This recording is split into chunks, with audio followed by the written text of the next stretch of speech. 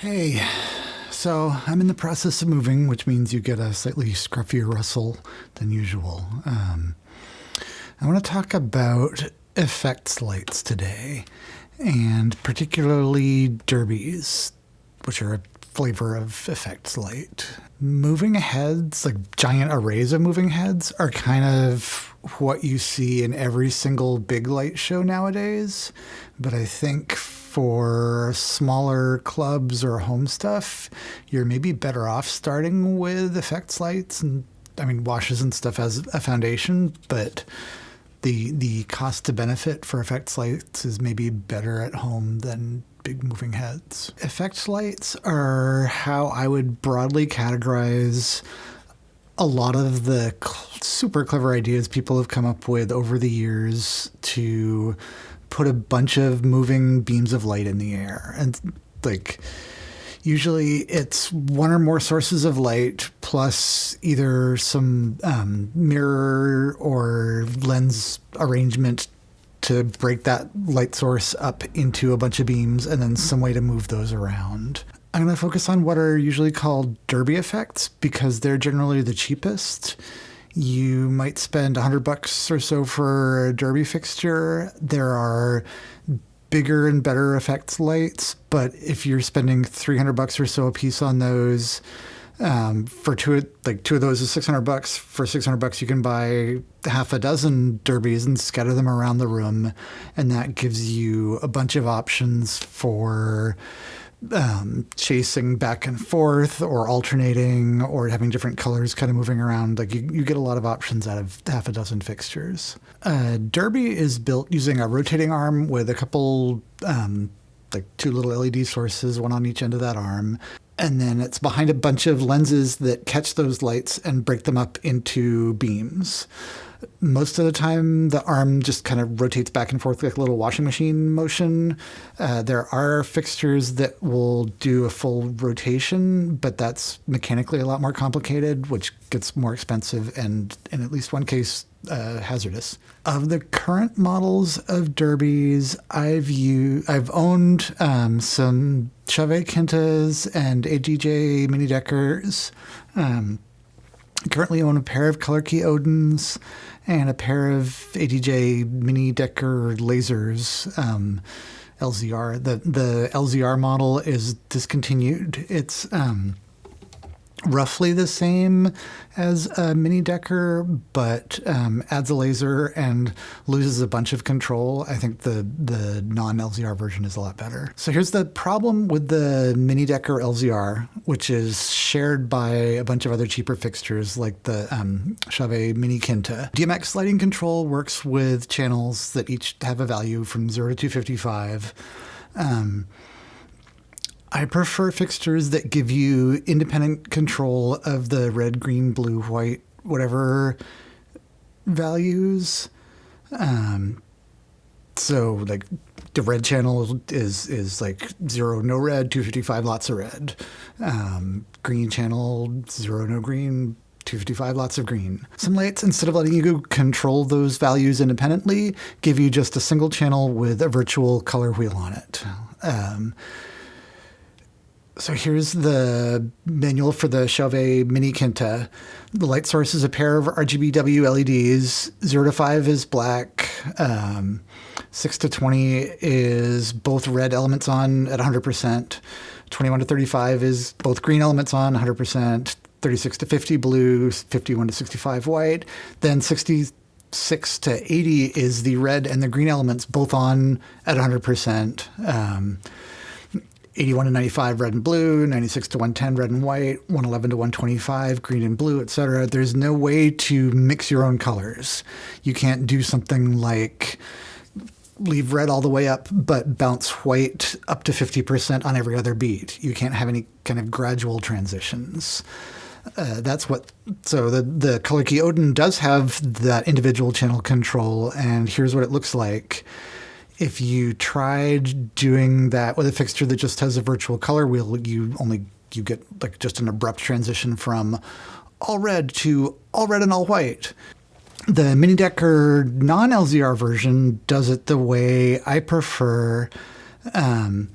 RGBW plus an overall dimmer channel. I sold mine off, though. I had several of them and sold them off because the fan was just too loud for me. The fan on the LZR version is distinctly quieter, still loud, but enough quieter that I thought it was worth holding on to those instead. I had tried swapping out the fans in them, and it was a little quieter, but didn't make a huge difference. So I'd kind of written off the Mini Decker non-LZR, the current version.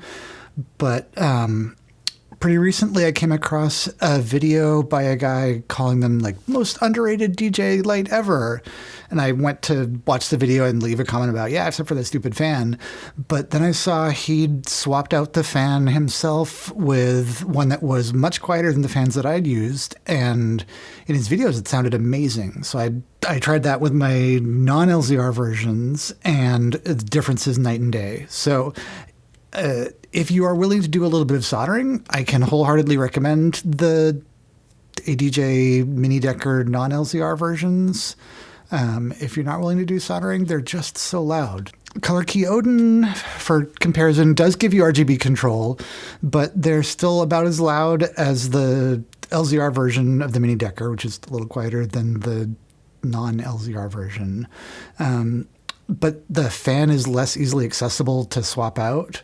I like that they're physically a little smaller. The trade-off for the smaller is that you get this sort of unified lens that breaks up the beams, and the overall effect is kind of busy for me. Like the beams are super dense. Also, their slowest speed is, I think, way faster than it should be.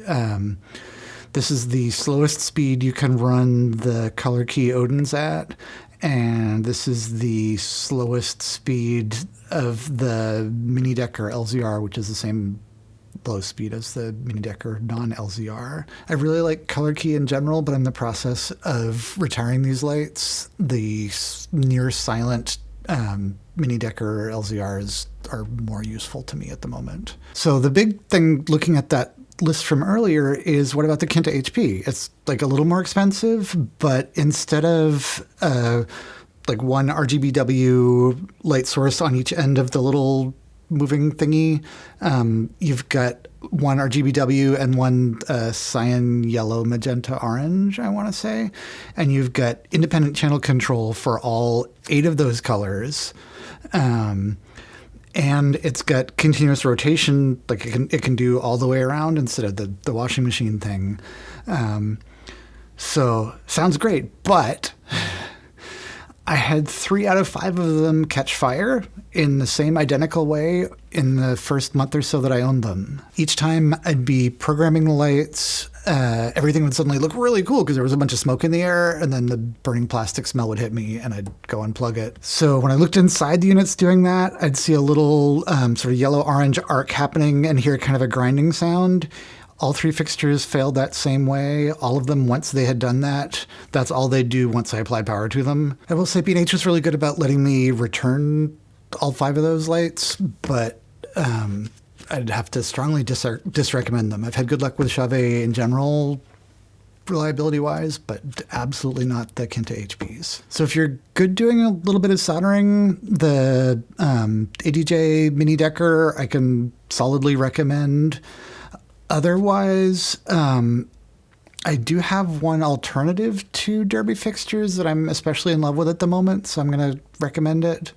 But with some reservations, which I'm going to make a full review of this light at some point, but just a quick overview. So the Omni System High Roller is a row of mirror cylinders that you can control the speed and direction on each cylinder, and each of them has its own RGBW LED. The big downside for this light is that each of those sources has that virtual color wheel thing, which makes them kind of a pain in the butt to program. The big upside, though, is no fans. Each LED has this big heatsink that's just exposed to the world. With quite a lot of use so far, I've felt them get a little warm, but nowhere near hot. So, interesting alternative. They came out, I think, about 10 years ago. Like, they've been out for a long time. I looked for any kind of, like, demo video or reviews and couldn't find one. So I ordered one kind of as a gamble and then bought a second one because that was super fun. Hate the virtual color wheels. Love the lack of fans. They've got a nice wide throw along one axis compared to a Derby, but super narrow on the other axis. Like Derby's got this giant fan that sprays out in all directions compared to this is great along one axis, narrow on the other. I'm playing games here with bouncing the light off the curtain so that you get neat reflections on both the ceiling and floor. I like that it's not as much of a one-trick pony as a Derby. I've been experimenting with different patterns of like lights chasing back and forth across the pair of these. There are similar lights around this price point. I really like the lack of fans in these, even with the stupid virtual color wheels. So I'm going to do a full review of them soon, probably after we've finished moving. And OmniSystem, if you're watching this, I have suggestions. They might not be, practical suggestions because I'm not a physical light designer, but they're suggestions. Anyway, now you have a solid lack of clear recommendations unless you're good soldering, but hopefully some better understanding of what the trade-offs are amongst your different Derby options. But it's a great way to get a bunch of moving lights into a room for a lot less money than the number of moving heads that it would take to get this kind of coverage.